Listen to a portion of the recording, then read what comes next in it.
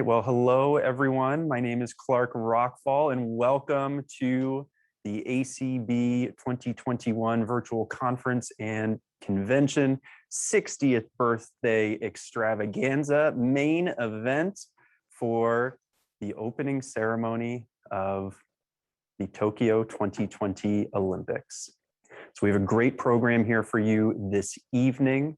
I'm joined by my co-host, the co-chair of the Audio Description Project, as well as the immediate past president of the American Council of the Blind, Kim Charlson. Kim, how are you doing this evening? I am excited about this program and about what's coming this evening. This is so exciting and groundbreaking too. I love to be part of groundbreaking events. So it's a first of its kind. We're going to have hundreds and hundreds of blind people listening all over the country, and having the opening ceremony audio described this evening is really going to be fantastic.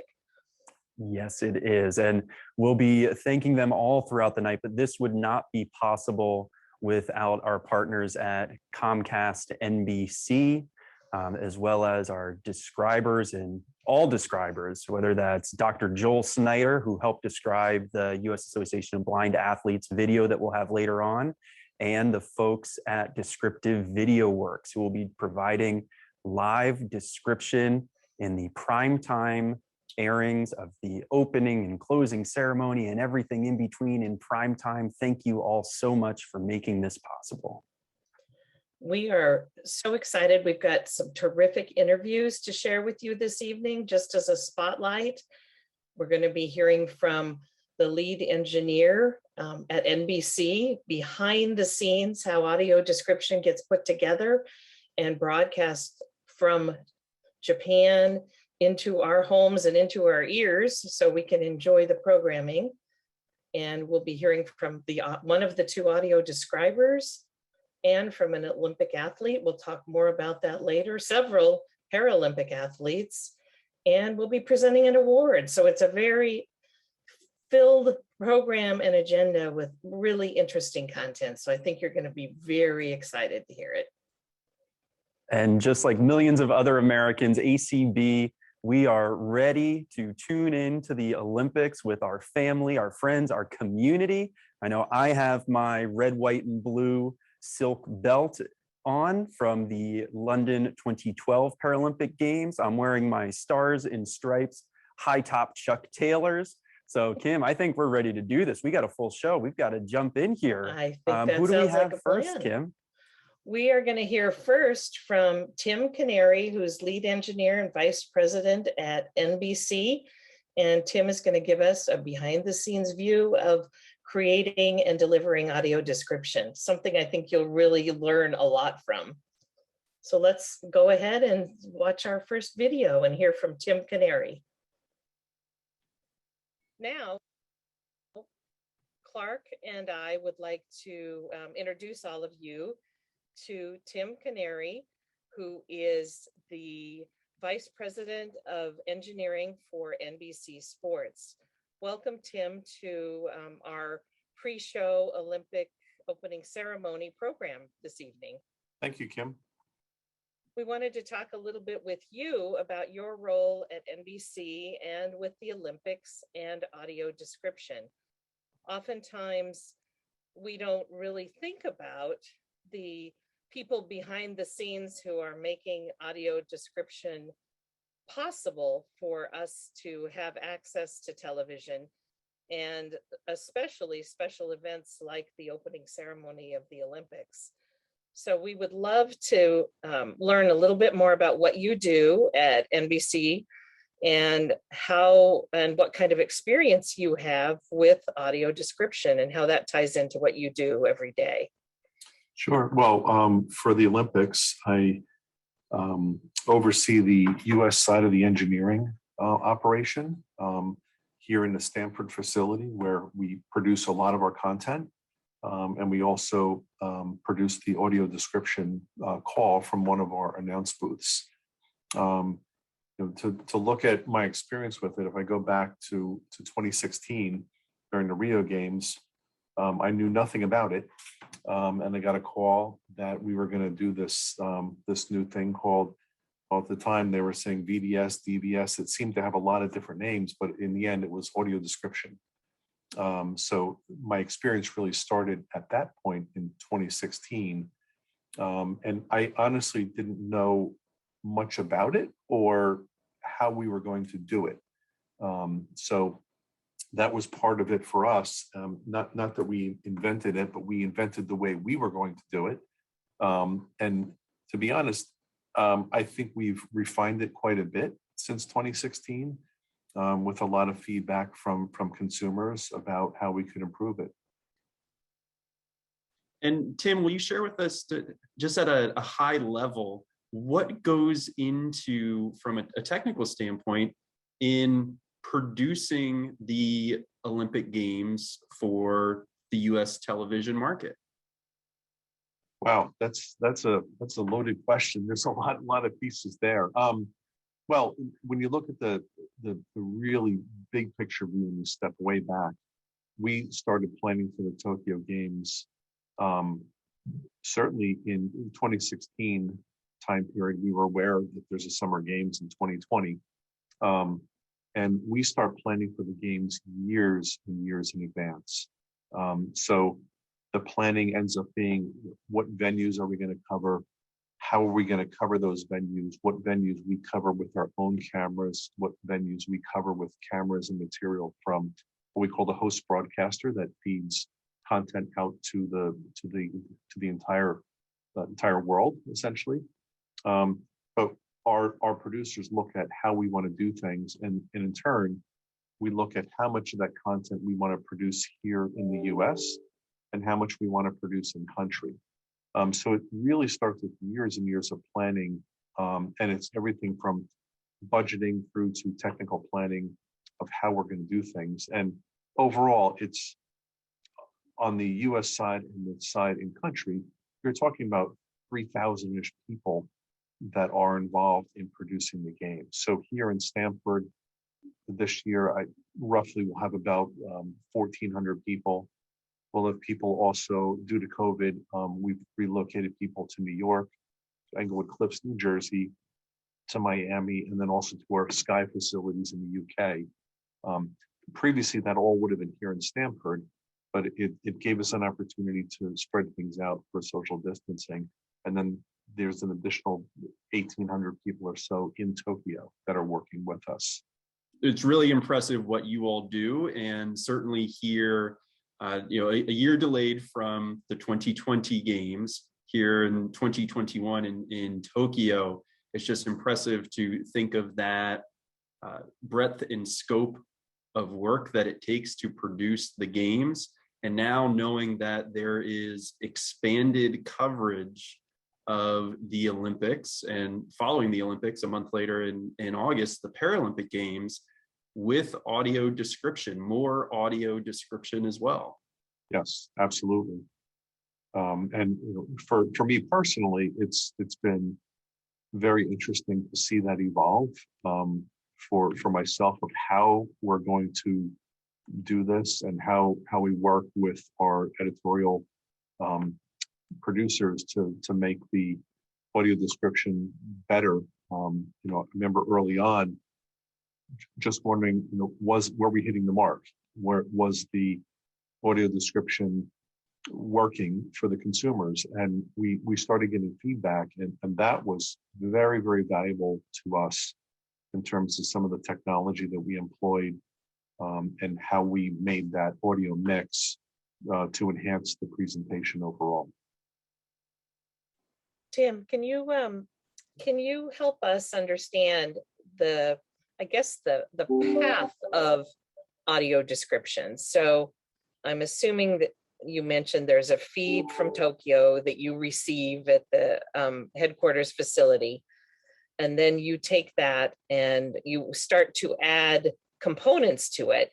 But can you kind of walk us through what exactly you're doing, and then how that broadcasts out, and Sure. sort of what's happening to that signal as it travels to the television set in my home in Watertown, Massachusetts? Sure. So if you start with your program in Tokyo, now opening ceremonies is a little different. There's a live opening, and then there's the network primetime opening. So network primetime opening is not live. It's recorded and cut down. So that particular show is fed in segments into New York, where at the right time they play it out to the audience across the U.S., which is where we have rights to.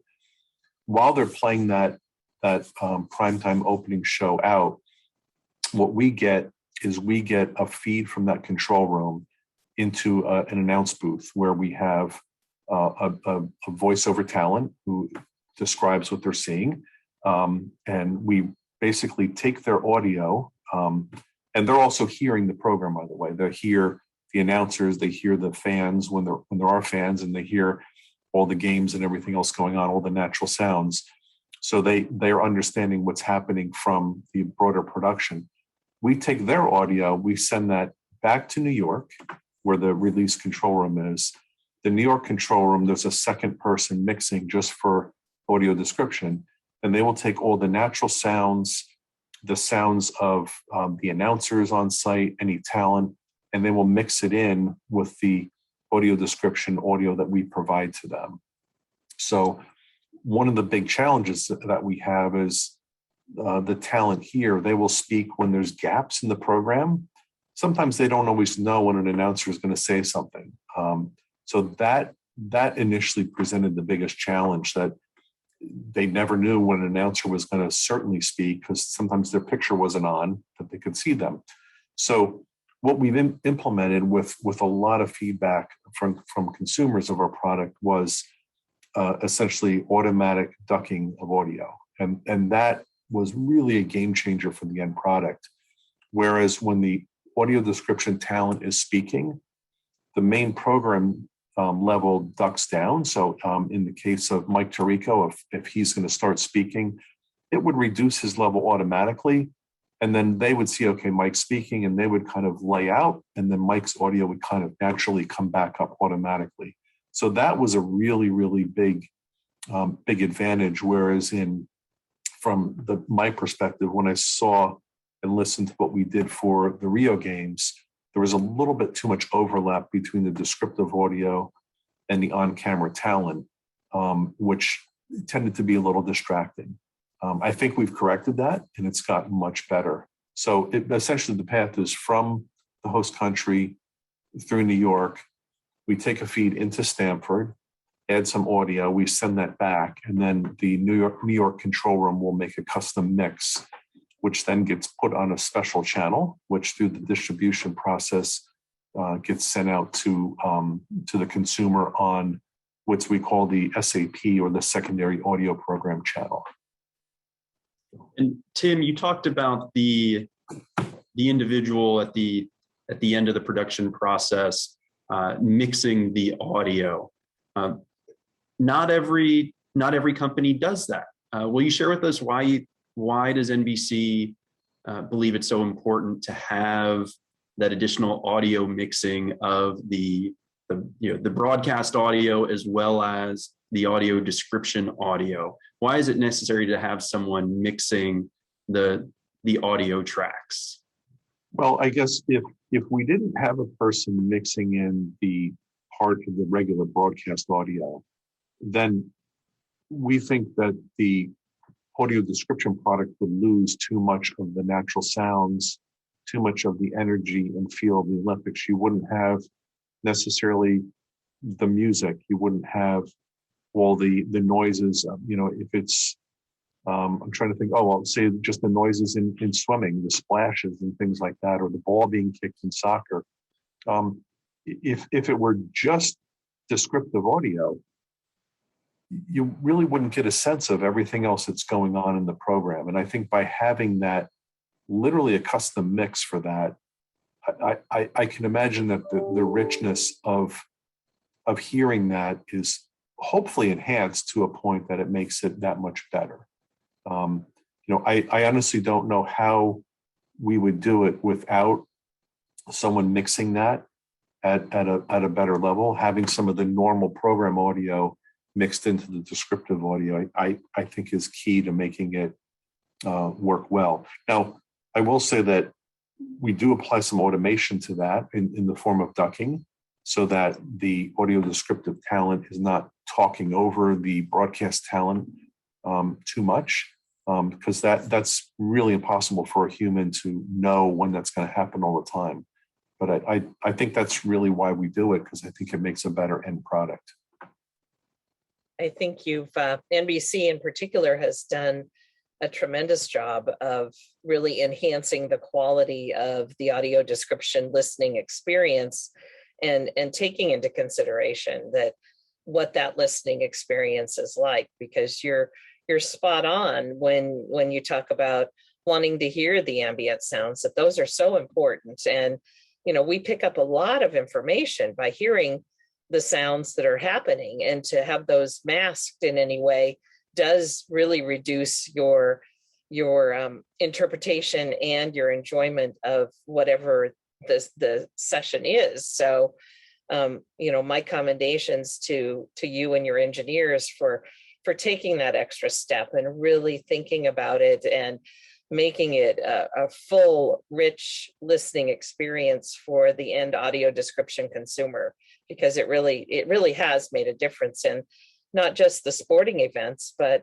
also the other live audio described events that NBC has done, like the Macy's Thanksgiving Day Parade, and most recently the fireworks on the 4th of July. The same kind of experience. You want to hear the boom, boom, booms and the crowd sounds and that kind of thing as part of that. So you've done a great job with that. Well, and I haven't listened to descriptive audio that's not been mixed in with natural sounds. I can only imagine that it must not be nearly as rich and interesting to listen to. Without those natural sounds, the amount of additional information and color that it brings to hearing that, I can only imagine that it's almost like a night and day experience, really. Absolutely. I know I'm excited, and many of our members are excited this year for the audio description during the opening ceremony, as well as the primetime broadcast, whether folks are watching over the air on their local affiliate or through their cable provider. But there are so many ways, Tim, to watch and engage with Comcast, NBC, and the Olympics this year, not only on the various other cable channels, but also on the Peacock streaming service, correct? Right. And I can't speak to all of where Peacock is applying that, but I know that is a high priority for them as well, as that service is grown in a tremendous manner for sure. And I'd be remiss if I didn't say that the support for all this it's NBC obviously is a key piece of it, but Comcast has been a huge proponent, and very much in the realm of pushing us to do this, and they care about it. They want it to be good. So that's definitely a big piece of the whole puzzle. That's great. And I think Clark alluded to this, but it looks to me like the primetime coverage each evening from, is it 8 to 11, is going to be audio described?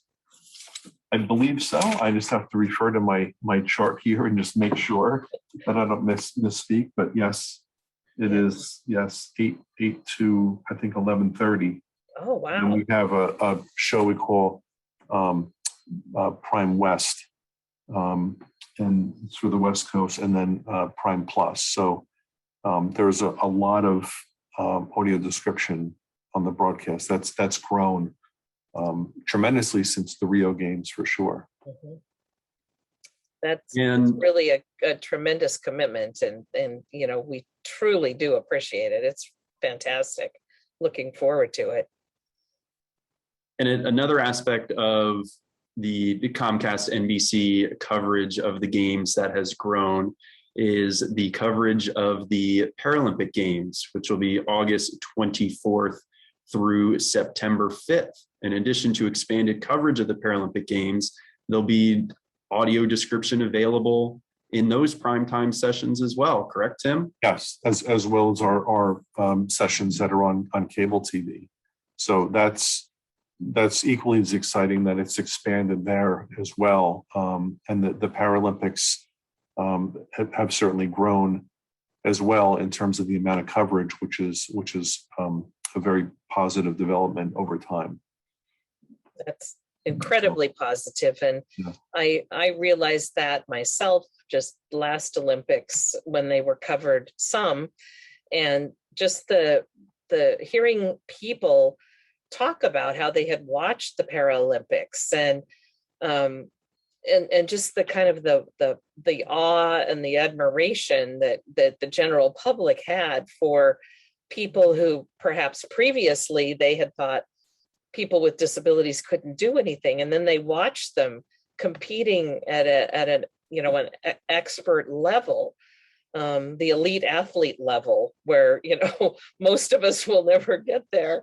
It was just so enlightening and did so much awareness for the capabilities and abilities of people with disabilities, that to have that now prime time coverage of the Paralympics is huge. So Yes, again, absolutely. that's kudos to NBC Universal and Comcast for all of that. Yes. Well, and you talked a little bit about the audio mixing, and one thing I kind of left out of the explanation is the reason that back in New York that they only take the voices is that it's for latency. So the latency to get from New York to here for the picture and then the voices to get back is pretty small. But if you had the broadcast audio out of sync with the audio description, if someone was flipping back and forth between the channels, there would be a lot of latency, that's why we just send the voice back to New York and it gets mixed back into the original program, is to avoid that latency in that process. Good point. So, Yeah. and the other piece that has been key is I think having the right talent to describe it. We've been fortunate since I've been doing it to have the same talent every year for the Olympics, and it's good to see the same people that have done it, that have worked to refine it. But it's a skill. I've sat in a booth, and when we test, and we'll say a few words, but it can be very difficult to describe it with the richness that the professional audio description talent can bring to bear on the product, for sure. So that part has been very, very good for us. We're fortunate. We're going to be interviewing shortly after your interview here, Norma Jean Wick, who is one of the two audio describers that will be covering the Olympics with audio description. So we're really pleased to be able to profile her as well on our program this evening. Absolutely. And I first met her in 2016 and again in 18, and I've been on conference calls with her recently. So it'll be good to work with her again. It's been very, very, very polished about how she goes about describing it, and genuinely cares about the end product, which is really great. And certainly, like the work of your team at Comcast and NBC, being able to learn from previous years and have that consistency and that growth, I'm sure has helped Norma Jean and her partner provide better, more, like you said, rich and descriptive audio descriptions of the games as well. Right. And absolutely. And it's, again, they want it to be right. The producer wants it to be right, the technicians, and we want to make a product that's consumable and productive for everybody, really. So we definitely have always worked to improve upon it. So now, when I said we first did it Rio, I wondered what it was, how we were going to do it. Now it's just how do we refine it and make it better. That's great. Well, Tim, thank you so much for spending some time and helping us to understand a little better the process of audio description and how it's created and what the network has to do to get it to us so that we have that accessibility that we truly value. So thank you to you and your team at NBC and all of the behind the scenes people that are working so hard to bring the Olympics and all of its different capacities, but particularly the audio description, to all of the blind consumers in the United States who are going to benefit tremendously from this added accessibility to this year's Olympics. So thank you to you and Comcast and NBC Universal for all you do. It's greatly appreciated. Well, thank you. We're happy to do it, and I appreciate you spending the time with me, Kim and Clark. Thank you. All right. Thank you so much to Tim Canary from NBC Sports sharing with us just what goes on the back end to get audio description produced and to the consumers. I'm sure that's no surprise to the folks at ACB Media Network with the great work that they've been doing here this week at our virtual conference and convention. But Kim, what stood out to you from Tim's remarks? Well, I think it was just so enlightening to really just get a peek into what happens behind the scenes. And obviously what stood out the most to me was the care and the professionalism behind what the NBC team is doing to create the absolute best quality audio description they can deliver. And that commitment really was clear through what Tim had to say to us. I couldn't agree more. I know as a Paralympian and as a lover of everything Olympic and Paralympic spirit and competitiveness, it's just awesome to hear what professionals. So Tim talked about our next guest, Norma Jean Wick, being a professional on the audio describer side, but hearing about the professionalism that they bring to the broadcast and ensuring that consumers have multiple ways and platforms to enjoy and consume the audio description here for the Tokyo Olympics, as well as Paralympics, which we'll hear about more later from some of our guests. It just brings a smile to my face, Kim. Well, it's pretty exciting, and it's really a thrill for me to be doing this show with you because you are a Paralympian, and that's so impressive to me. I mean, if you didn't already wow me with your excellence in the realm of governmental affairs, you know, I'm super impressed with the fact that you're a Paralympian. So that's really exciting. You know, there are certainly related traits between being a successful athlete as well as being successful in life and certainly in advocacy. Tenacity, that dogged pursuit of excellence. We've seen that here this week with the advocacy work of our ACB members. And certainly this would not be possible if not for the advocacy of ACB in passing the 21st Century Communications Video Accessibility Act, which, by the way, does not address live audio description, but then also the pursuit of excellence, working and collaborating with our partners and to bring audio description to more people through more means. It's just what we do, right, Kim? It's what we have to do. It is what we do, and you're so right. It really does help and contribute to that excellence that ACB brings to all of its advocacy, but especially in the area of audio description. And I'm so proud to be a part of that and be able to see how far we've come, even in the last 5 years. But when you step back 10 years to the passage of the CBAA, it's really amazing where things have come. And I think what we want to do next is share with you the interview we did with Norma Jean Wick, who is one of the two audio describers who will be delivering content for us during the 2020 or 2021 Olympics in Tokyo. So why don't we listen to that interview? It's really a very, very good profile of her and her commitment to audio description.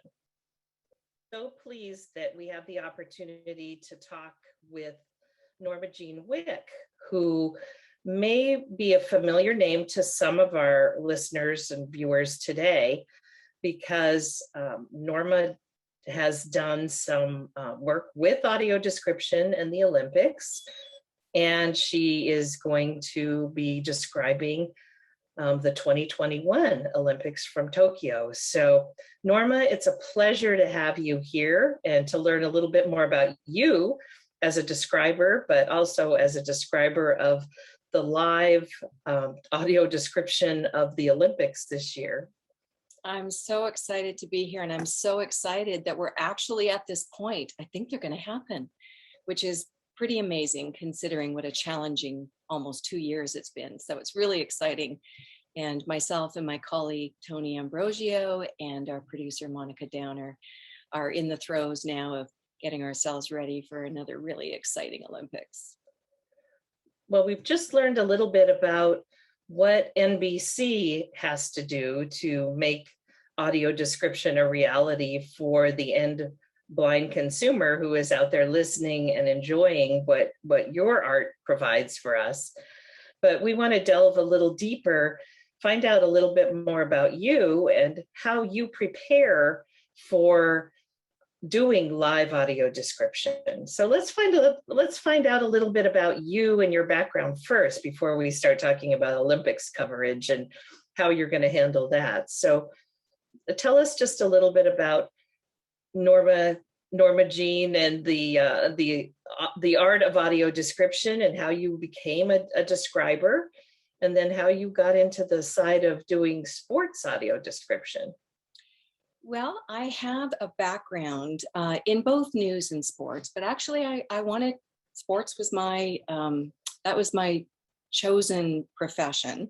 But this was back in the 80s, and women were not entirely welcome on the scene yet. It was still hard to find a place. But I started in radio, and then I sort of was the de facto sports reporter, as well as doing on-air stuff on radio. So I would do a split shift, get up at 4 o'clock in the morning, drive to the station, do the morning drive, rush down to the press conference, come back, file sporting reports and stuff, and then do the afternoon drive. So I did that for a while, and ended up working for the CFL in media relations, and then got a call to do sports on television. So I ended up doing sort of interim hosting and reporting, but again, like I said, wasn't getting all the experience that I wanted. So I took a job in news because I had a background in criminal law. This is a very long tale. So anyways, I did that until we got a NBA franchise in Vancouver, which was where I was living at the time, Vancouver, British Columbia. So when the Grizzlies came, I had my writer at Sports Page, the sports department at the station that I worked with, invited me to come and work for the Grizzlies. So that started me on a 12-year journey in the NBA, working for both the Grizzlies, and then when they moved to Memphis, I worked for the Raptors. I was a host, a sideline reporter. I produced features and content for specials and things like that. So I did that. And then in Toronto, I ended up teaching at a school. So teaching broadcasting at a sports broadcasting school, a private school. And so I taught features, I taught production, anchoring, reporting, so a variety of things. And I really loved it. And at the time I was working with Jim Van Horn, who is sort of an iconic figure here in Canada in sports. And he worked at the school as well. And he got me interested in doing live description for Blue Jays baseball. So we started doing Blue Jays baseball games together. And then he and I ended up doing Rio together through Descriptive Video Works.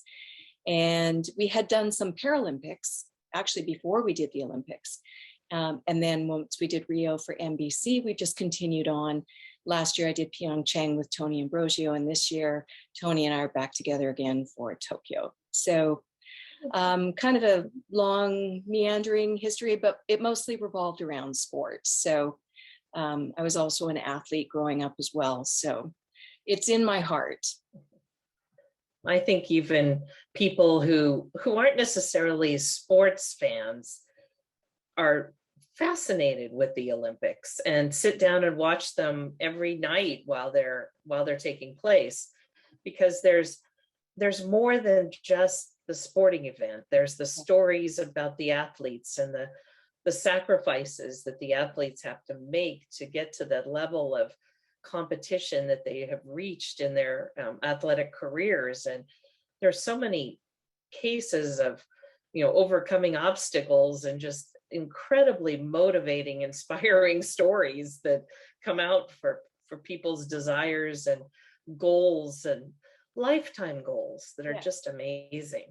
Yeah, the focal point obviously is on the athletes and the games. And as you say, there are many vignettes. There's a lot of storytelling. And that's what makes it so engrossing and engaging, is the stories. And not only do we hear about the athletes, so there are other elements, like we talked about the opening ceremonies, the pageantry and spectacle of the opening ceremonies, the closing ceremonies.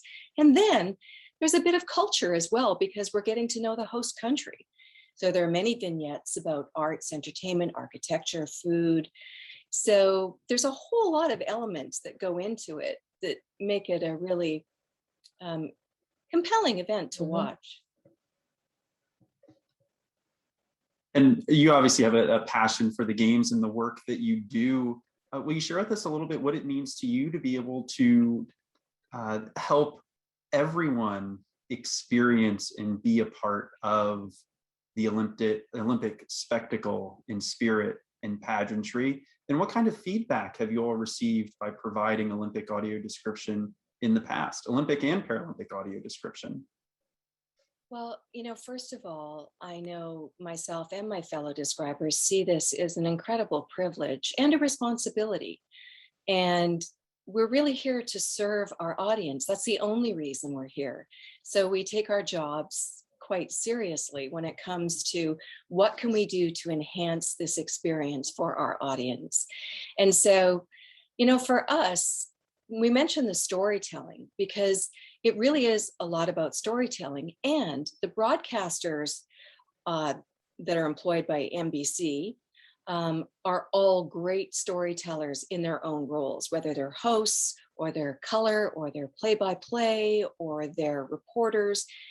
And so, we mentioned it was an art description, but it's even more a dance, because what we don't ever want to do is trample on or impede the narratives or the stories that the broadcasters are telling us, because they give good information, they give compelling stories. And so we never want to step on that, but our job is how to dance in and out of that narrative and provide the color, the context, or the perspective that makes that story become more meaningful to our audience, or makes it, like I said, it gives it perspective. It fleshes things out in a way that doesn't happen sometimes when people just assume that, well, you can see it, it's right there on TV. I don't need to tell you that,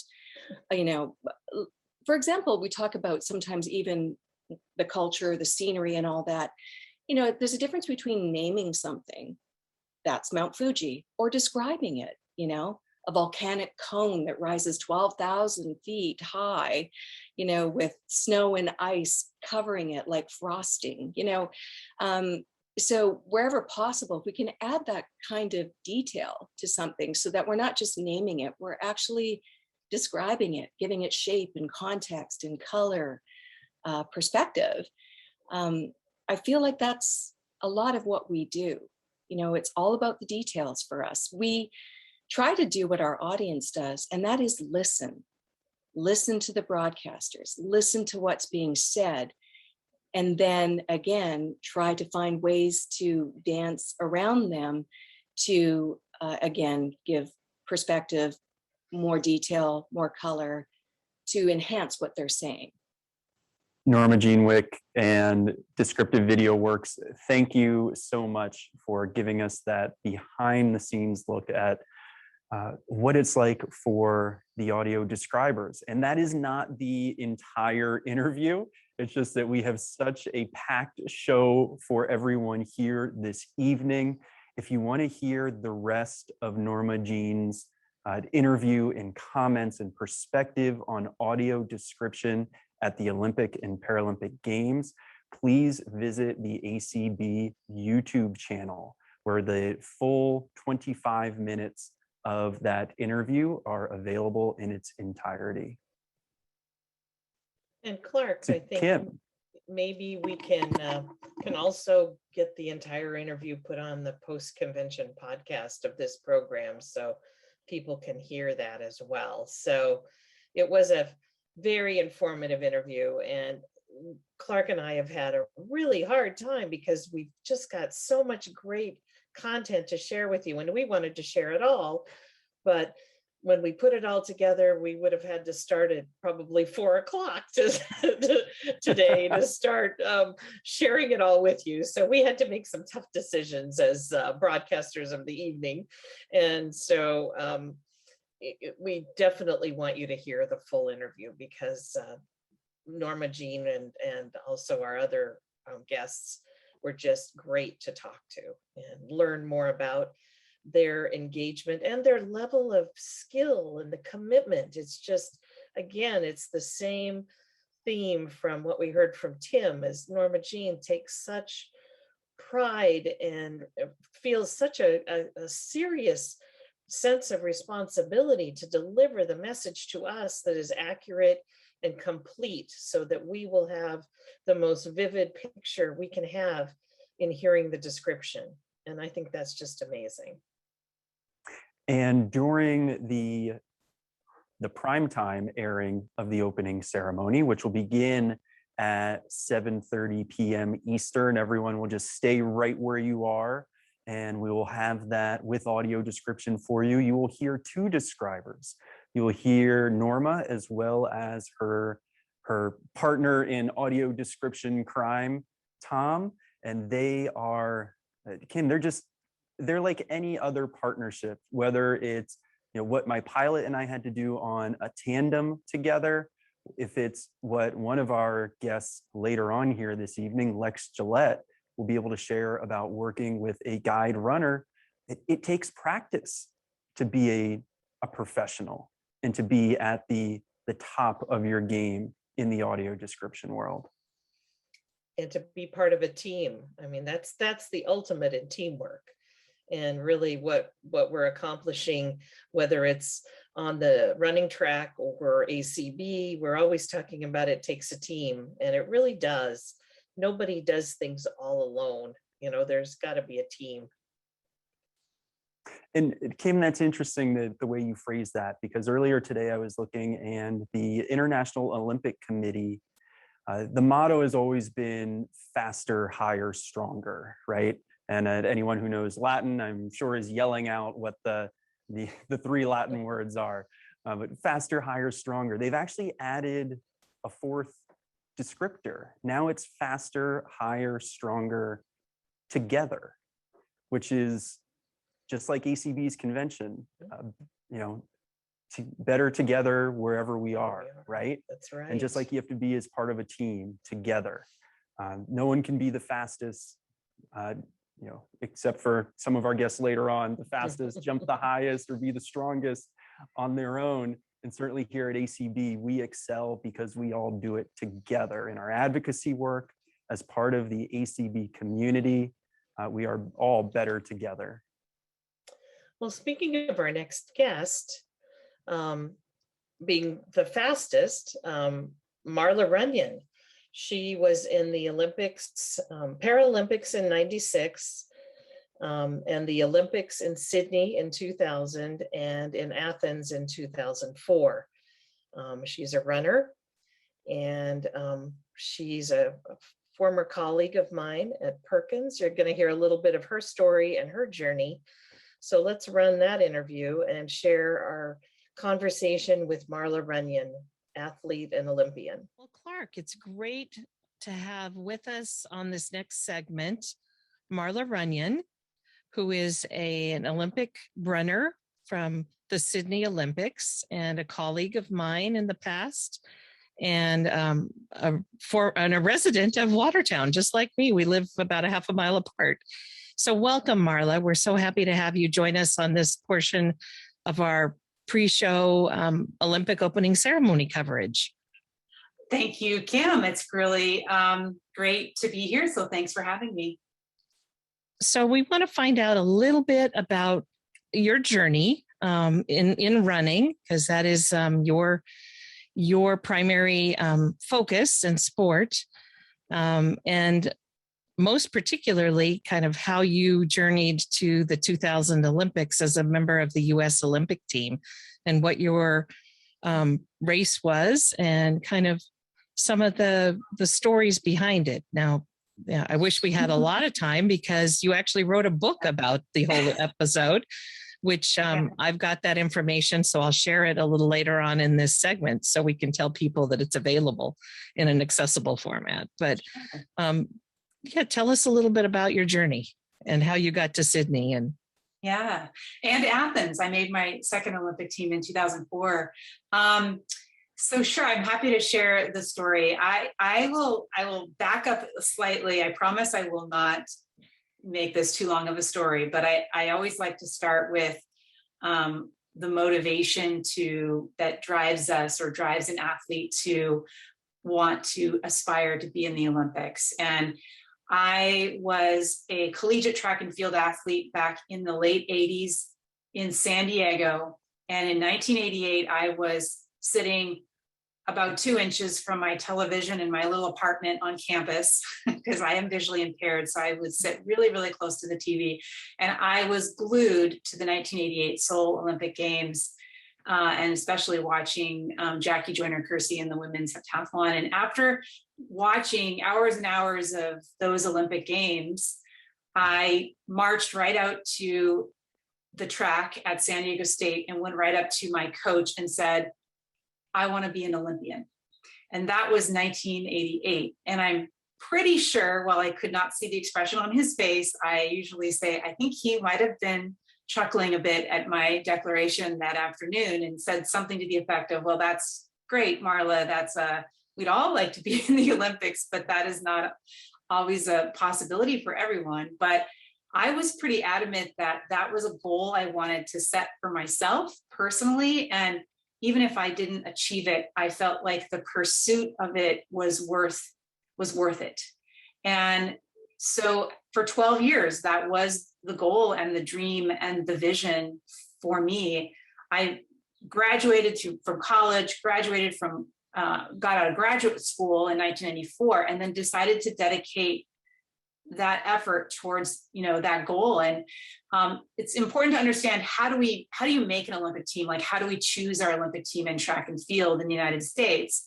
And the short answer is, first, you must qualify to go to our Olympic trials, which is the national championships.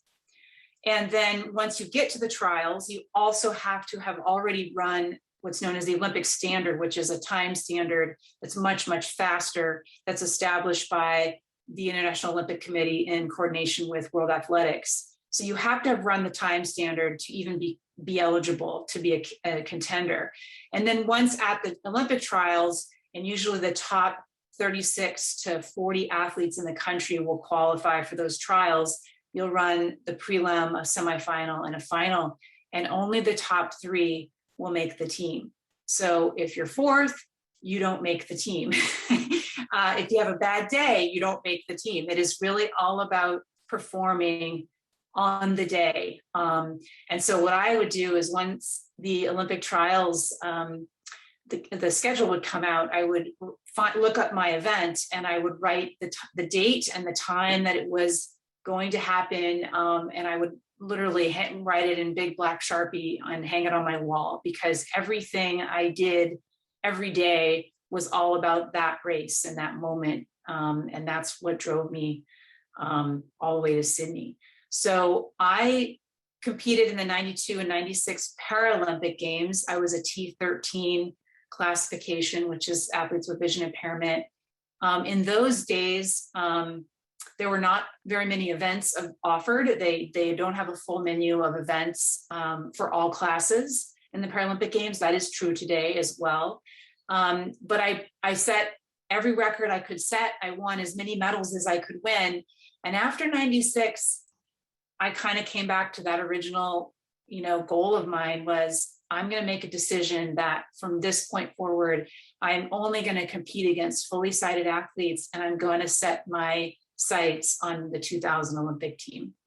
And so from 97 through 2000, that was what I worked towards. I relocated to Oregon. I got a new coach, a new group to train with. I was not sponsored, so I worked part-time jobs.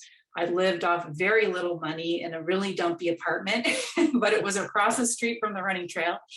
And in my mind, if I didn't give it everything I had, I didn't want to look back with regret. I knew that if I didn't make it, I didn't make it, but I needed to know that I had tried and done everything I possibly could to make that team. And made it to the 2000 Olympic trials, which were held in Sacramento that year. I was in the women's 1500 meters. That's sometimes called the metric mile. So it's 3 3/4 laps around the 400 meter oval track. We're running approximately 65 seconds per lap.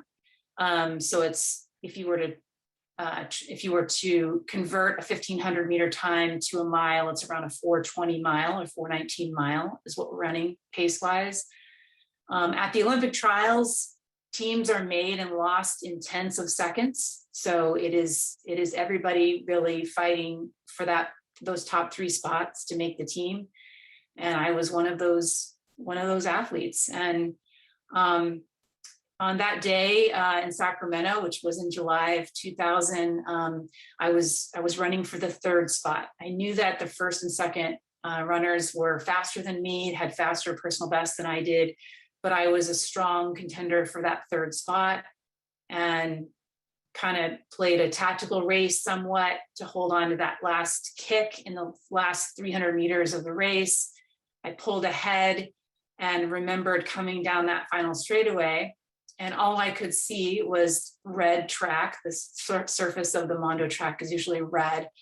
And I usually don't see the finish line, but I know where it is because I've run so many intervals and races in my lifetime.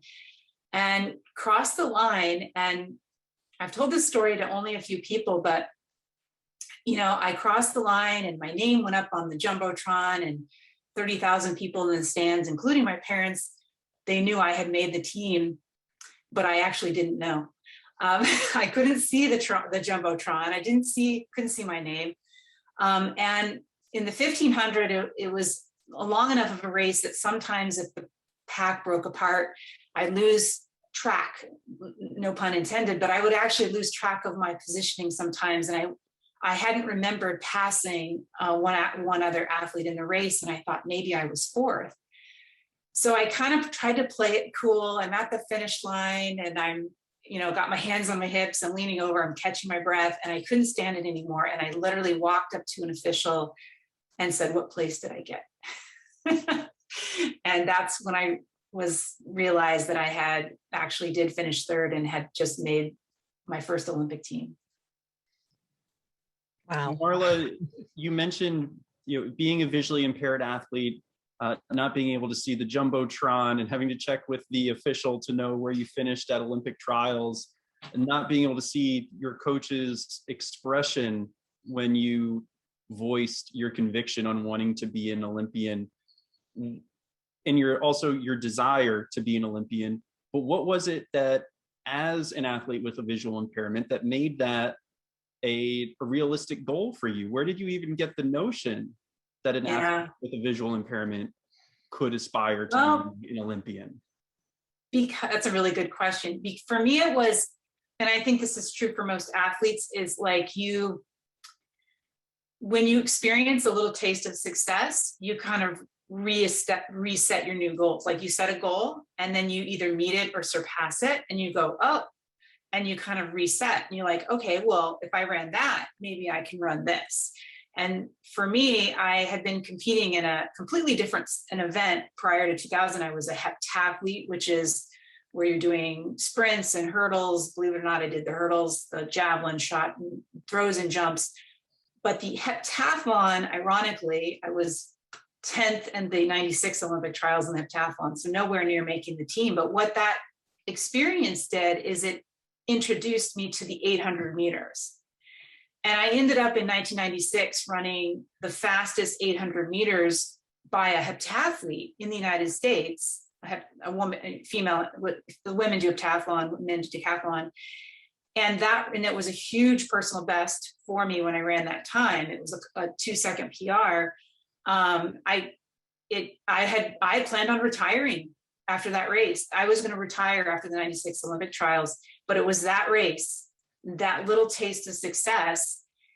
And believe it or not, a coach, a very well-known coach, who came up to me after the race and said, you need to be a middle distance runner and you can make the Olympic team. And it was when somebody told me that, when somebody saw that potential in me, I started to believe it as well. And that coach didn't see me as a blind athlete or a visually impaired athlete. He just saw the athleticism that I put forth when I was competing. And that's what he saw. And when I then relocated to Oregon, found a new coach, that's the environment I wanted to be in. I didn't want to be coached as a visually impaired runner. I wanted to be coached as a world-class runner who just happened to be visually impaired. And so whatever they didn't know about vision loss, I could handle. I could tell them, I could teach them, if, I didn't want that to be where their perspective. I didn't want to be that's the position they coached me from. I wanted them to see me pure and simple as an athlete and coach me as an athlete and hold those very, very, very high expectations of me. And if there was an environment that I had difficulty with visually or, a certain situation, we would work that out together, which became, as we all know, living with a vision impairment is like being a constant problem solver every day and figuring out how you're going to do this thing and the task at hand. And running was no different. It was, okay, how are we going to do this one? How are we going to figure out how are you going to know your pace if you can't see the clocks? And how are you going to keep track of your laps in the 5,000 if you can't see the lap counter? And how do you know what place you're in if runners get away from you and you can't see far enough to know who's in front of you and how many runners are in front of you? So those were some of the challenges visually that I had to contend with when I was competing at both the national and international level. So take us a little bit on your, fast forward a little bit on your journey to the 2000 Olympics and how that whole experience played out for you and getting there. Well, Sydney was just awesome. The U.S. Olympic track and field team does a training camp. We did a training camp in Brisbane, Australia, about 3 weeks prior to the games. And then we are all flown into the Olympic Village, which is an interesting and very long day. And, just here's a story, all of our luggage is identical because we go through team processing. And so you get all of the same gear and you even get large, gear bags and suitcases, and they're all identical. And so everybody has to put their name tag on their bag, but you have to imagine the entire track and field team just lands in the Olympic Village. I can't see my name on my tag. And so, I had great teammates and they're like, hey, Marla, don't worry, we got you. We'll find your bag for you. So I loved the fact that I had the type of relationship with my teammates where they didn't entirely know what was going on with my vision, but they knew that that there were things I couldn't see. And so there were athletes there who were there to kind of help me out in those situations.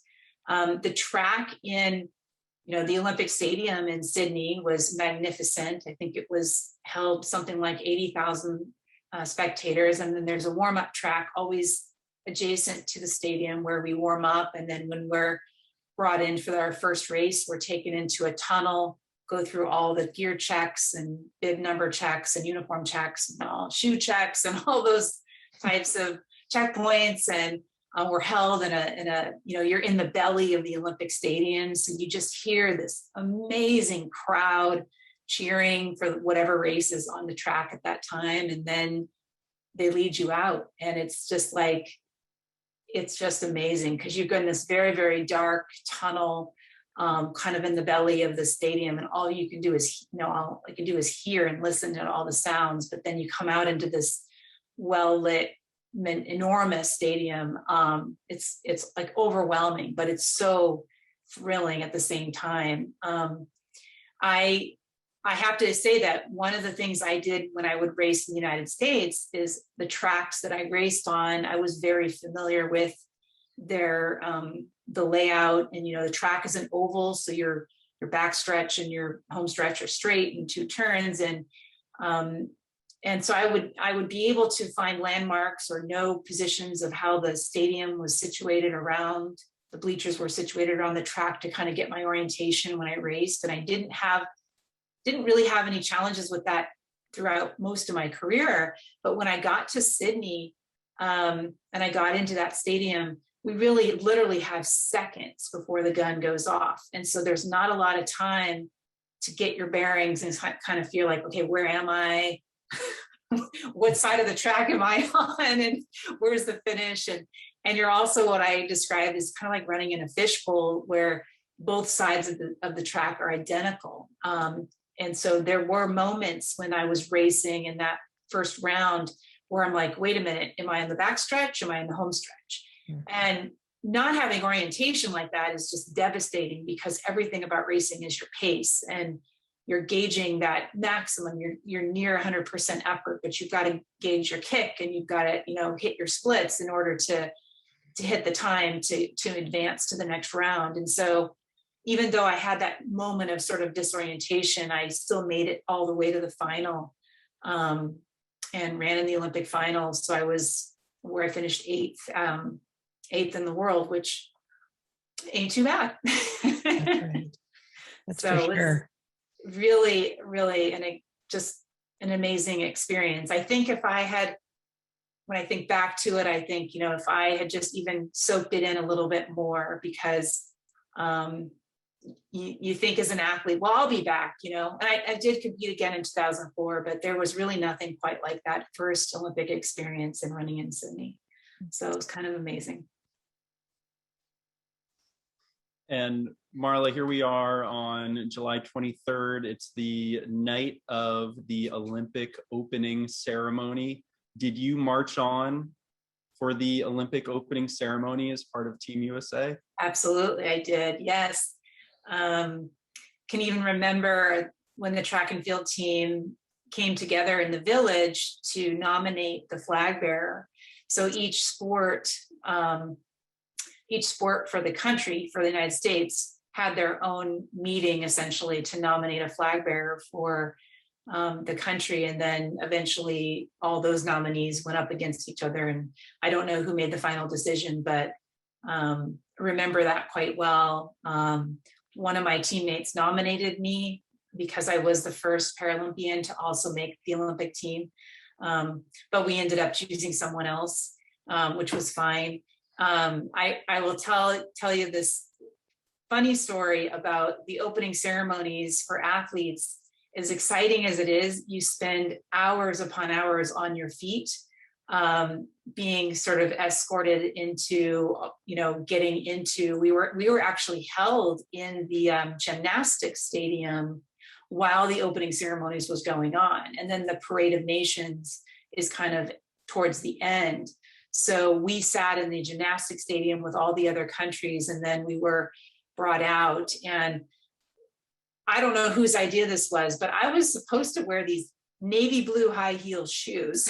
And I don't wear high heel shoes. So those did not go on my feet for the opening ceremonies. I actually wore my sponsored running, wore my running shoes underneath this skirt because I had made it all the way to the Olympics and I wasn't going to risk injuring my Achilles wearing high heel shoes for 3 hours. So I just stuck with my running shoes on opening ceremonies, but remember marching in with my team and my very good friend actually at those opening ceremonies, just as I remember the opening ceremonies of the 92 Paralympic Games, which were equally as impressive and significant in my life. So just to have those two moments and quite amazing. So what has Marla Runyon done since the Olympics to pursue running and her dreams and career and lately and the last few years? Sure. Well, I currently work for the Boston Marathon. It's a road race here in Boston. You might have heard of it. I think they might have. Yeah. Boston Marathon, of course, one of the most well-known, recognized marathons in the world. And been with the BAA for 4 years and so excited to announce and present to the world this October, because we did have to shift the date this year because of the pandemic. But the 125th Boston Marathon will be held October 11th in Boston. And we will be launching the first ever inaugural para-athletics division of the Boston Marathon for our athletes with lower limb impairment, run with prosthetics, upper limb impairment, and athletes who are blind and visually impaired. And so this is a competitive division for athletes who hold a classification, a para-athletics classification, to compete for prize money and awards. And it's the first of its kind in a major marathon. I've had tears in my eyes. I've had goosebumps listening to you talk, Marla. But I think our audience wants to know, and everyone who's going to see this wants to know, what are you excited about in this year's Olympics and Paralympics? What are the races you're watching? Who are the athletes that you're tuning in for? My goodness. So I competed in, I was a track and field athlete for over 20 years. I just absolutely love track and field. I mean, I did multi-events. Like I said, I did the throws, the jumps, the sprints, and then eventually middle distance running and distance running. So my two events that I made the Olympic team on were the women's 1500 and the 5000. So you can know for certain that I will be watching those races, glued to the television to watch our American athletes as well as those all across the world compete in those two events, because those were my events. But equally, I will be glued to the marathon. I will call out a couple of names at the Paralympic Games, looking to watch Masato Mashishida.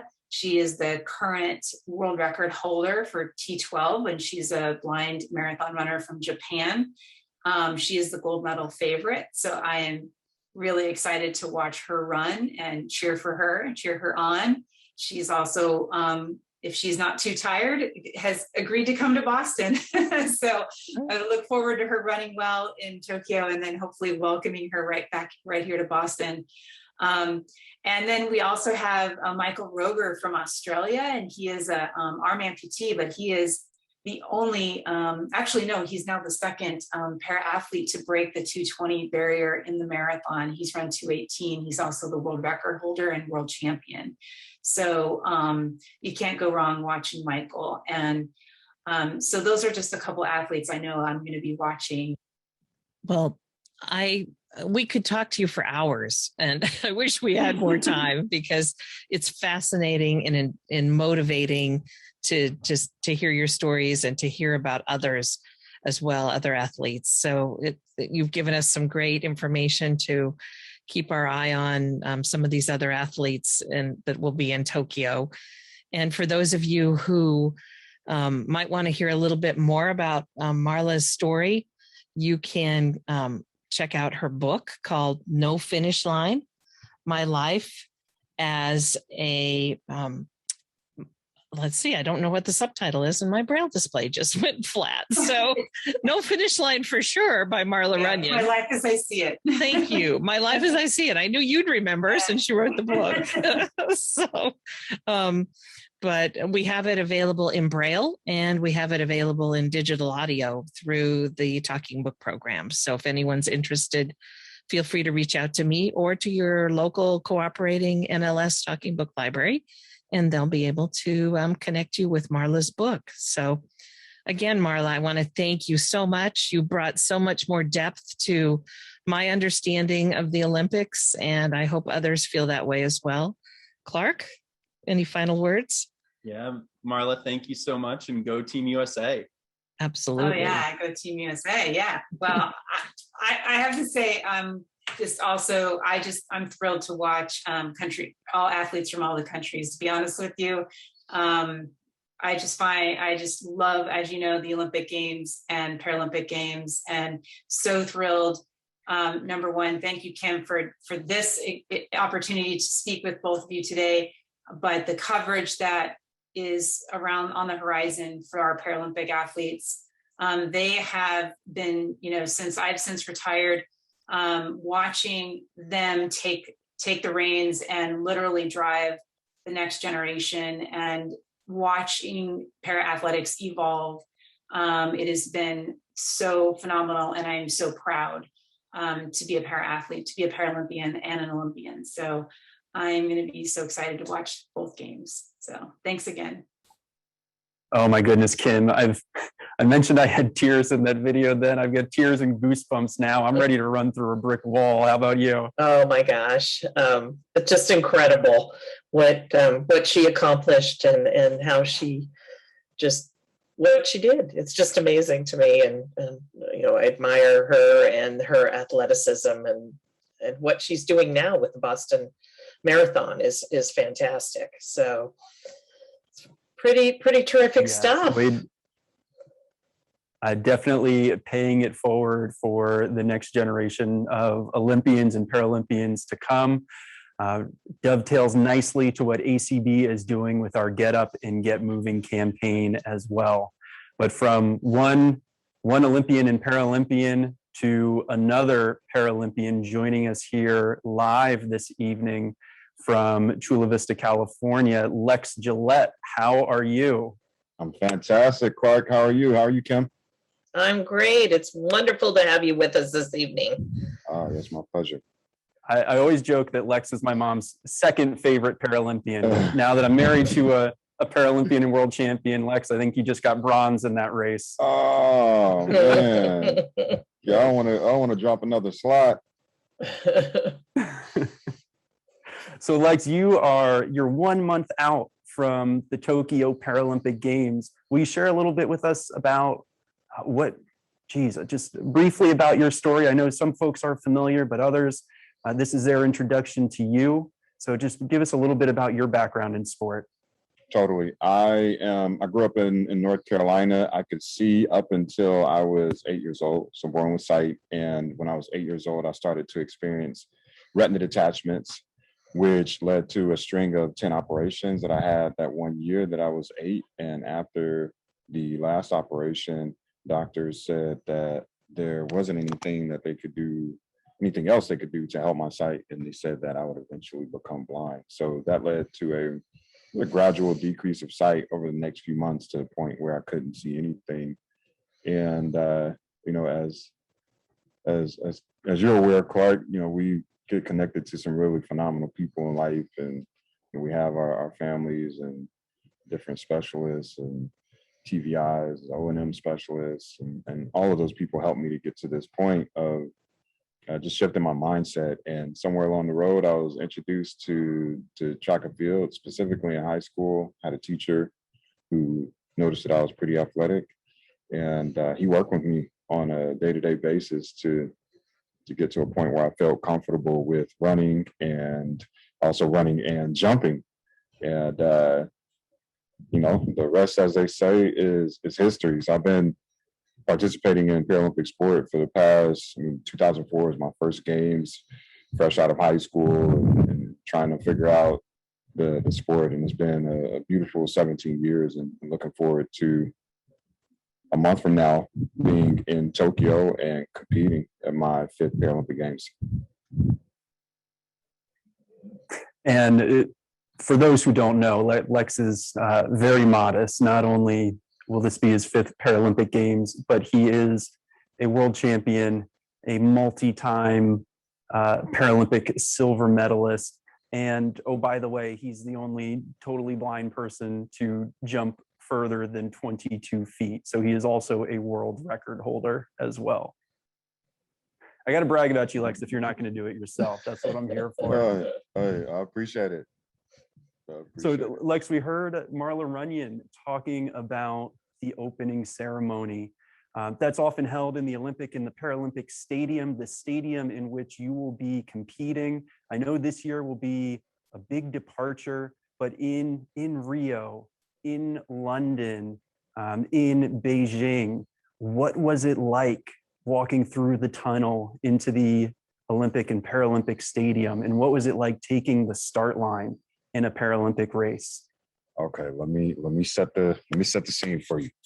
So when we are going in for the ceremonies, opening ceremonies, they are lining up everyone from Team USA. So you're out there, you're chuckling and laughing and cracking jokes, having a good time, and they finally tell you that it's our moment to walk in, and that's when the anticipation it gets to the levels are rising, and you are feeling on the inside a lot of excitement, exhilaration, invigoration. You're energized. You're like, oh, I've trained 4 years for this moment in time. And you're walking. You're going through that tunnel. And at that moment, it naturally becomes quiet. I think that anticipation is at an all-time high. You can hear people slightly talking, might be whispering a little bit. And eventually you get to this point where you're at the opening of what we'll call just the mouth of the stadium.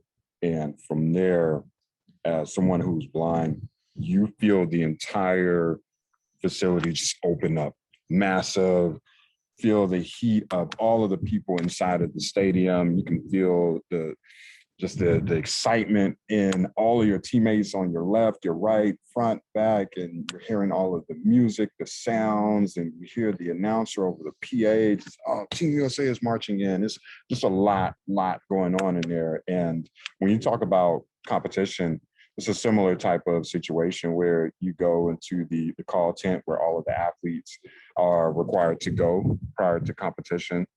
And once everyone is ready to head out to the stadium, you line up and the official escorts you and your guides out to the stadium. So you're walking through that same tunnel where now you have athletes from other countries and they're speaking different languages, not really aware of, you might not be aware of what people are saying, but you can tell in their voice that, all right, it's go time. And we're walking through that tunnel, and we get to that same point at which you feel the stadium open up, and you can hear that music over the loudspeakers. You can hear the PA announcer. You can hear friends and family inside of the stands screaming. You might hear some people in the stands who are screaming against you. But yeah, once you're out there on the actual competition field itself, you have to lock in all of those butterflies and the pressure that we sometimes feel. You gotta get into the zone and get ready to compete.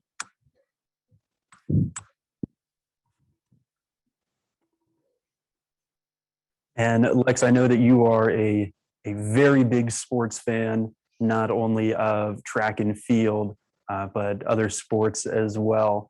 So what made you choose this path?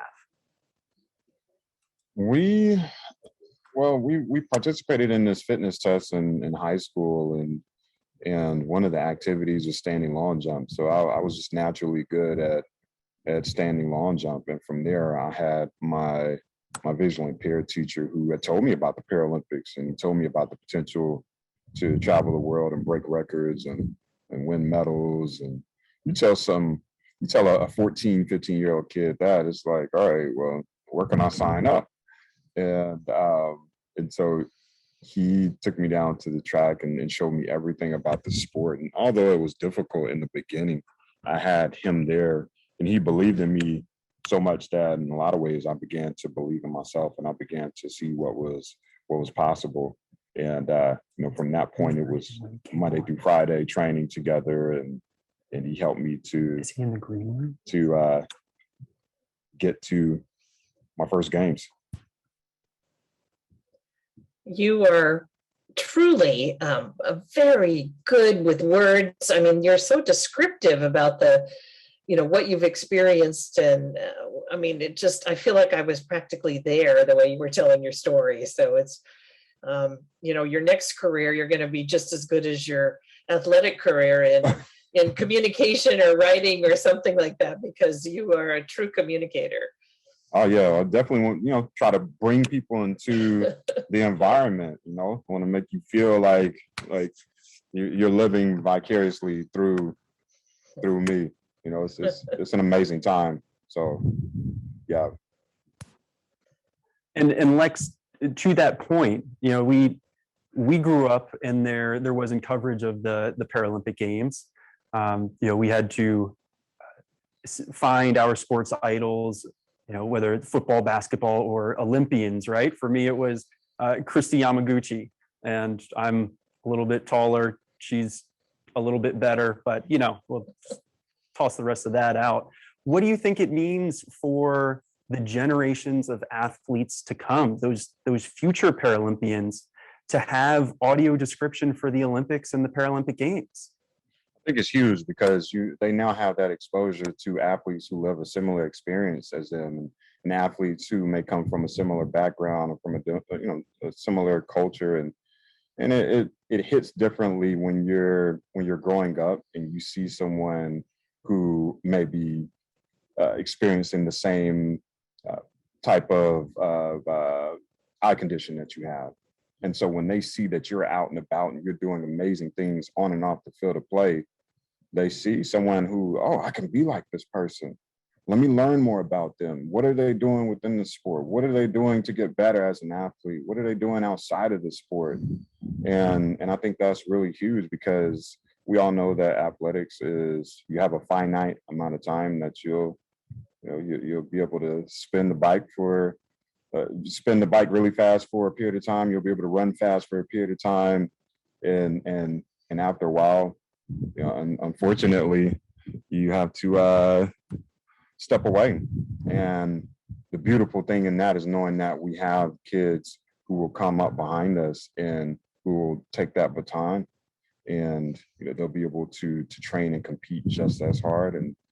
And hopefully the goal is to get them to compete just as well as you do, and much better. Well, Lex, we want you to stay with us and kind of lead us into the opening ceremony. But now I'm really, really pleased to share an award presentation that I think is especially meaningful for you and for Clark.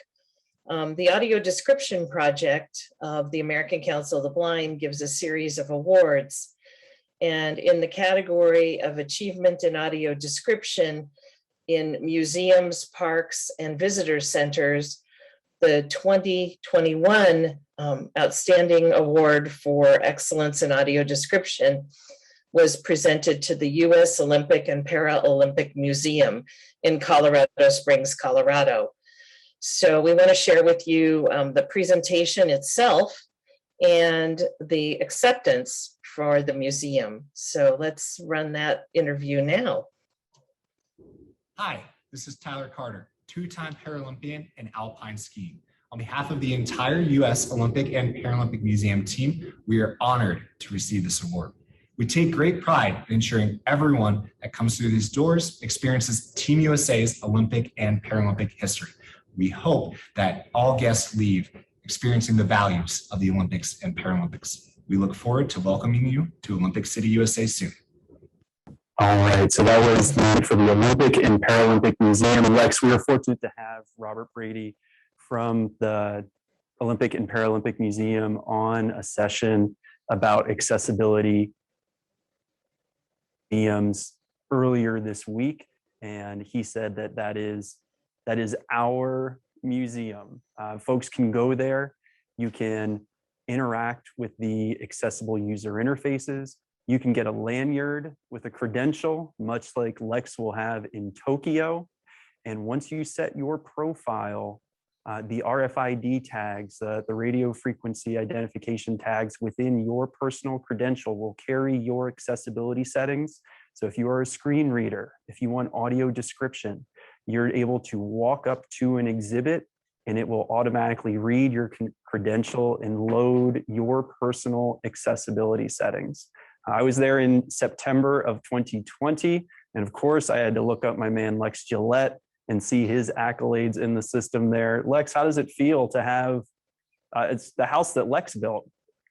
No, nah, you know what, at the end of the day, I'm just proud to be a part of it. There's so many amazing Olympians and Paralympians inside of that museum. And yeah, it's just an honor to be a part of the group. And it's going to keep growing. Lex, one more thing for you. So you and I, we were hanging out a couple weeks ago. We were looking at the Audio Description Project website, www.adp.acb.org. And what will you be doing leading up to competition? How will you be getting yourself pumped, in the days leading up to competition? So I got a couple movies that I typically like to check out prior to competition. One of them is Dark Knight, and the other one is Remember the Titans. I checked out Remember the Titans prior to our trials that just happened a month ago in Minneapolis, Minnesota.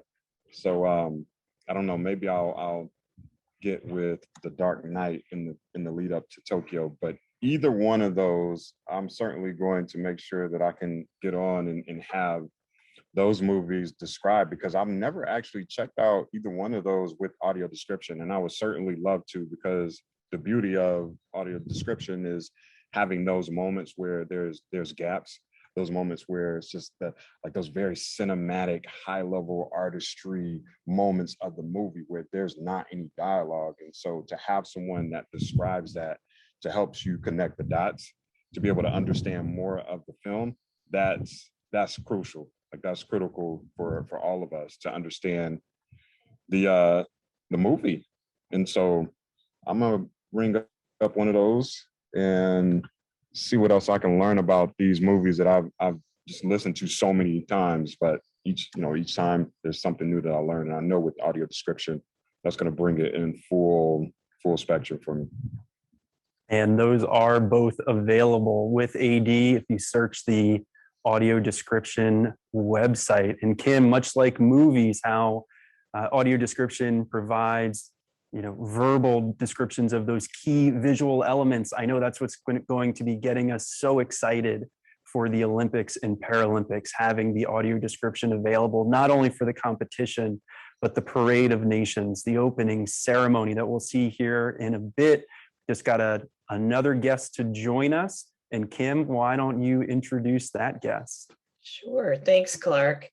It's certainly my pleasure to welcome someone who's not a stranger to the blindness community, who's advocated for audio description and access throughout his career, and in fact received the Distinguished Career Achievement Award from the Audio Description Project this year as well. Tom Lekowski, Vice President of Accessibility at Comcast. Tom, we're so glad to have you join us. Hi, Kim. It's always good to be with you and Clark, and thanks again for the honor that I received here that you just mentioned. But really, it's not me. It's the team of folks that make it happen. I'm the one who gets to talk about it and try to coordinate with folks like you to make sure people know about it. But it takes a village to get something like the Olympics and Paralympics described, and some of the other things that NBC has stepped up to do, and the Xfinity side to make sure that it gets to our customers. So happy to accept that award on behalf of everyone at Comcast, NBC Universal that makes all of this possible. And I can tell you that, and I'm sure you've seen it in some of the conversations that you've had this week via email with some of the team, that they're excited and really happy to bring it bring the audio description in the Olympics and Paralympics in a more inclusive way to the blind community.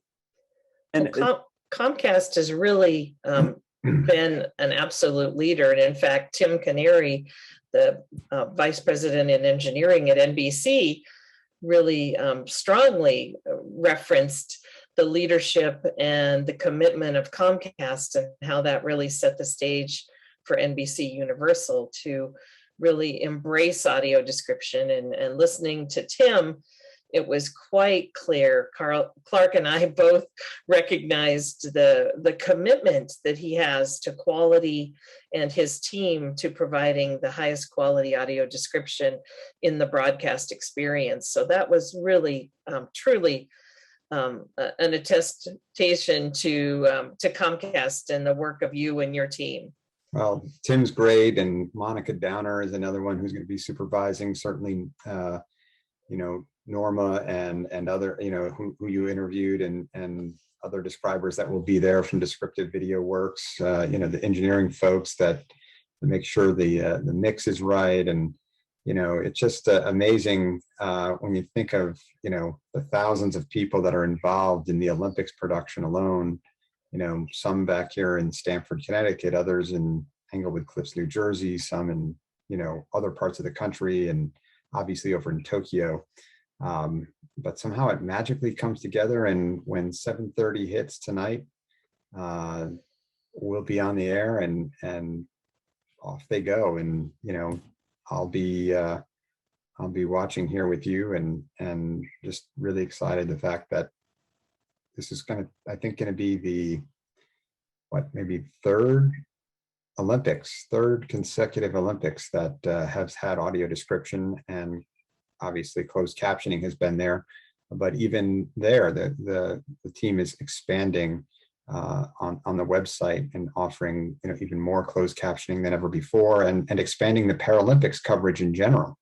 And we don't want to forget that that content's going to be available, a lot of it with audio description, on the NBC Sports Network, so NBCSN and the Olympic Channel. And we'll have to make sure when we get into August, we communicate that as well.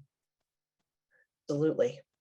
And Tom, this is not only available for Xfinity or Comcast customers, right? This is Absolutely, NBC yeah. broadcast. This is your favorite cable networks. This is NBCOlympics.com. So it's open and available to everyone nationwide with audio description. And that's a great point, Clark. Yeah, this is an NBC broadcast. So what we've committed to for the Olympics is that all of NBC's primetime coverage, so that's the opening ceremony, the primetime coverage of the competitions themselves, and then finally the closing ceremony, all will have audio description. So if you catch your local NBC station over the air with an antenna, you will find the description on the secondary audio program channel, and you'll obviously navigate the settings of your TV to locate it. But if you're an Xfinity customer, you'll find it through your set-top box, or a Charter customer, Cox customer, Fios, Dish, you name it, DirecTV. It's all there. What we want people to know, though, is obviously, sometimes description has its challenges, right? And getting the audio, people finding it, or it's not working in one market, but it's working in another market.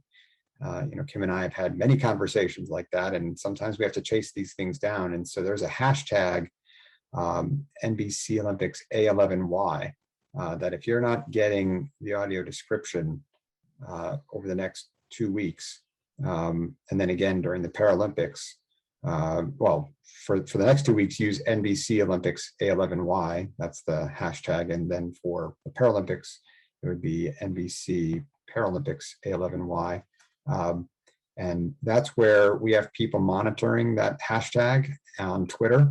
And we will work to ensure that we get whatever issue it is resolved as quickly as possible. So, and the other thing is, with that hashtag, we want to hear feedback, good and bad. What are we doing right? What could we be doing better? The describers really want the feedback. The team at NBC really enjoys hearing from the audience as well. So we thought that was the easiest way for some folks. We know that not everybody has Twitter, but I know we have a great community here at ACB, and I'm sure friends will be happy to post whatever feedback you have. And certainly the leadership here has my contact information. Can't run too far. So we got you covered, but we do want to hear if something's not working right. We want to try and get it resolved. That's great, Tom. And like you said, folks can always message the Audio Description Project or give ACB a call or send us an email if you're not on Twitter or social media, and we will be happy to pass along that feedback for you. Tom, I know that you've started a workout routine with a trainer here lately, but now you've got a Paralympian, a Tokyo Paralympian in the house. Do you have any questions for Lex here as we get started? Yeah, you guys are like Lex, I did a sprint triathlon 2016, and I know, the rigorous training. Tell me a little bit about, what your training is going to be like leading up to Tokyo over the next month. You know what? Right now, we are really just trying to dial everything in. So I think all of the hard work it's all been done. So over these next 3 to 4 weeks, I am going to be focusing on maintaining my speed, making sure that power is still there, making sure that on the weight room front, on the strength and conditioning front, that I am staying explosive, staying powerful. So, it could be some power cleans, it could be some hang cleans or squats or step ups, it could be squat jumps on the track itself, doing some 30-meter flies or 100-meter repeats, trying to make sure that I'm in the best shape possible. And then also that includes making sure that I'm staying away from the fries and the burgers and all of those other things that could slow me down. So it's a lot of things that you have to be mindful of. But when you have a gold medal on the line, you will do absolutely anything to get that. So I will forego the French fries, which I gave up on January the 1st. Like a cheetah. Yeah, I compete on August the 27th. So rest assured, August the 28th, you'll be having some fries. Oh, it's going to be a buffet line, just all French fries. McDonald's right there in the village. Anybody any brand, I just got to have them all. Yeah. Well, you guys put me to shame. I'm going to be an expert at running the remote control and watching the Olympics and listening to the audio description, because that'll be my talent. And Kim, it's almost time. It's almost time. We're almost there. We've got one more video. We have the U.S. Association of Blind Athletes with some more athletes to watch in Tokyo. Our men's and women's national goalball teams, the women, I believe, trying to defend their title, and the men trying to get back on the top step of that podium. So folks, stay tuned. Again, Lex and Tom, thank you so much for joining us here live. Thank you to everyone that was part of this broadcast and this program.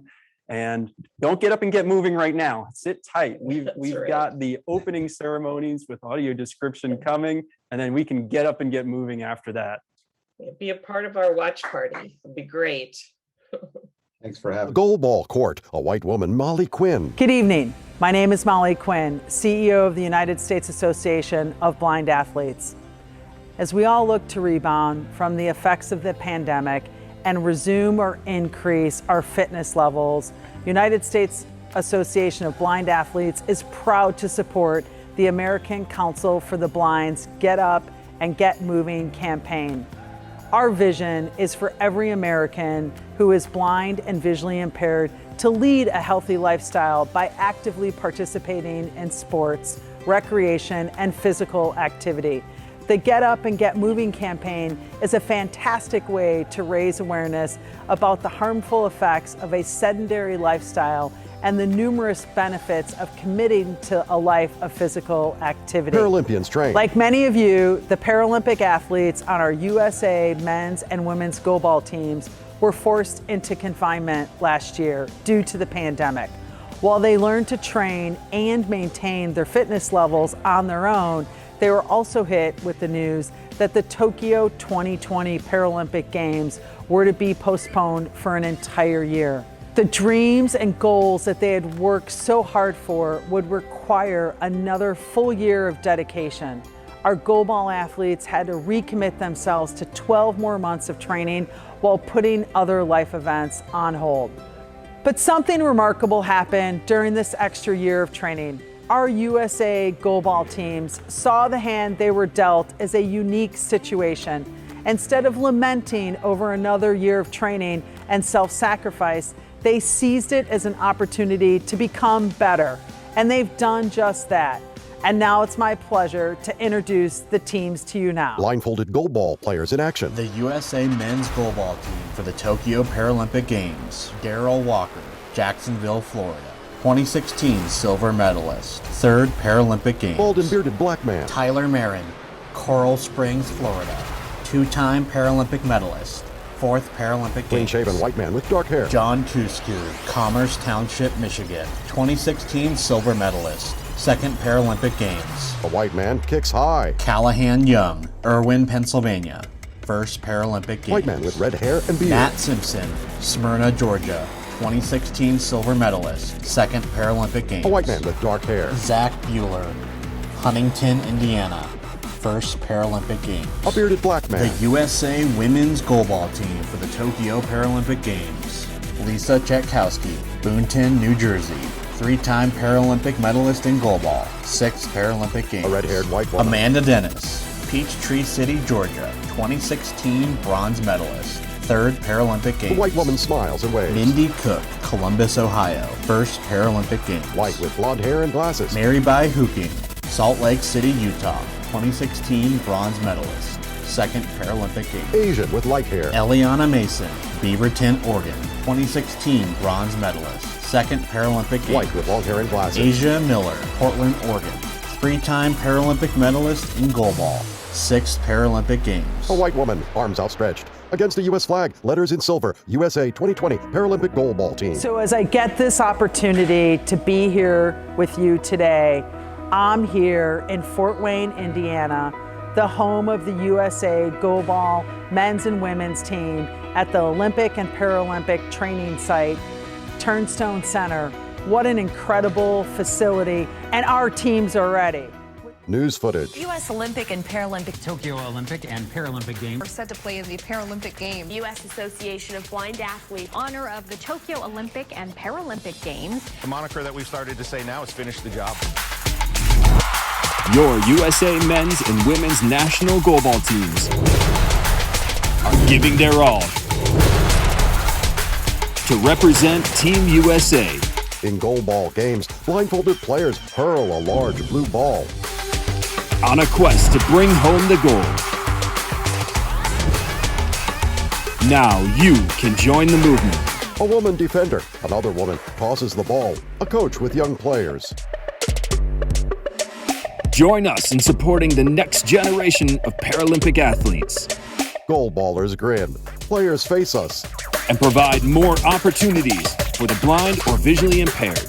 The athletes raise their heads toward us. A woman stretches her arms wide. Another Paralympian blows a kiss to spectators. The women's team players join hands and raise their arms. Opportunities that prove anything is possible. An official places a medal around a player's neck. The countdown is on. Join the team, donate to the campaign, or share your support. Sign up at usaba.donordrive.com. United States Association of Blind Athletes, where Olympic and Paralympic journeys begin. With just over a month until the flame is lit in Tokyo for the Paralympic Games, your USA men's and women's goalball teams are revving up for the competition that awaits them. 2 American flag logos, one with the Olympic rings below, the other with swirls in red, blue, and green.